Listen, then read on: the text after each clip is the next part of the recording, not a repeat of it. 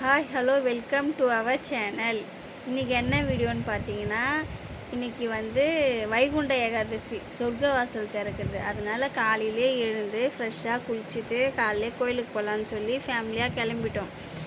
எந்த கோயிலுக்கு போகிறோன்னா, டி நகரில் இருக்கிற சின்ன திருப்பதின்ற கோயிலுக்கு போகிறோம்.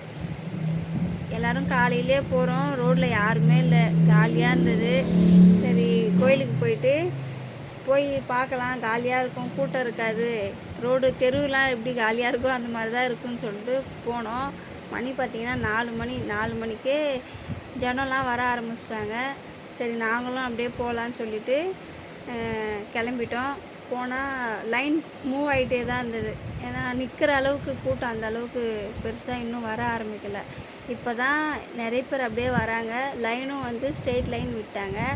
அதனால் க்ரௌடு இல்லாமல் கொஞ்சம் சீக்கிரமாக சாமி ஒரு 1/4 ஹவர் தான் இருக்கும். சாமியை பார்த்துட்டு நல்ல தரிசனம். காலையிலே சாமியை பார்த்துட்டு வர வழியில் நல்லா பூலாம் போட்டு நல்லா டெக்கரேட் பண்ணியிருந்தாங்க. அங்கே நின்று ஒரு 2 ஃபோட்டோ ஃபேமிலியாக நின்று ஒரு 2 ஃபோட்டோ எடுத்துகிட்டு அப்படியே வீட்டுக்கு கிளம்பலான்னு சொல்லி கிளம்பிட்டோம்.